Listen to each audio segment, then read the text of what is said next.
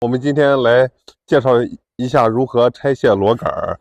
首先介绍一下我们需要使用的工具：撬棍、锤子、活口扳手、一字螺丝刀、5毫米的内六角钻子。第一步，我们先打开花件连轴器的保护罩。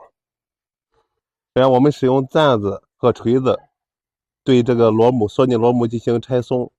它是一个反方向的丝，我们需要往反方向松掉它，这样打松。松掉之后，这里面是有一个锁紧挡圈的，我们需要小心的把锁紧挡圈拿掉。使用撬棍沿着螺旋的背面用力把2个螺杆撬出。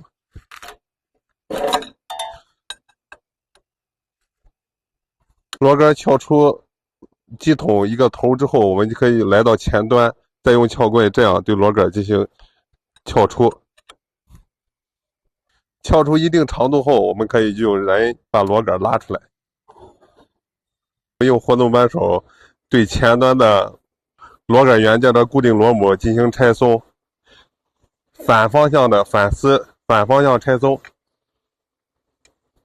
锁紧螺母拆掉之后，我们就可以对螺杆元件进行拆卸。螺杆元件的拆卸是成对一起拆卸。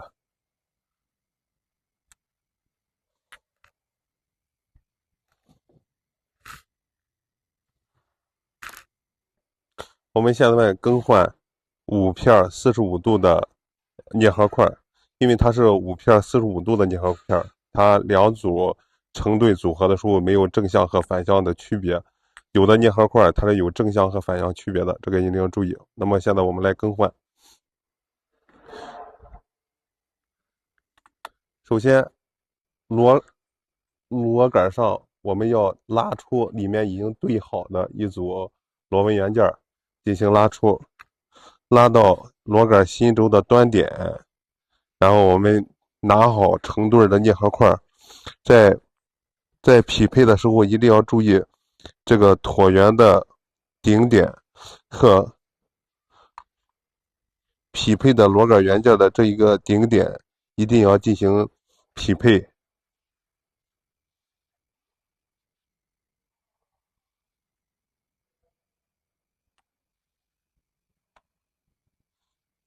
这样你看，匹配好的这个螺纹元件的过渡是非常的顺滑的，没有错位，这样是匹配完成就。然后完成之后，我们把螺杆元件推回原位。那么在进行下一组装配的时候，再把前面这一组拉回到顶点，然后我们再拿一组螺杆元件，然后再这样往上匹配就可以了。当我们把所有的螺杆元件安装完成之后，我们再把锁紧螺母安装回去。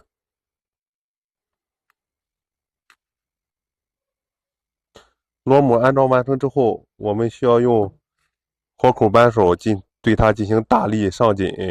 上紧完成以后，我们要把螺杆重新推回到机筒里面。好，螺杆推入之后，我们要把这个背紧螺母放到前端的花件套上，然后现在螺杆的位置还不到位，我们再在机筒的前端再把螺杆往前推到位。当花件套与螺杆的花件匹配完成之后，我们需要把锁紧环按照这个方向把它放入。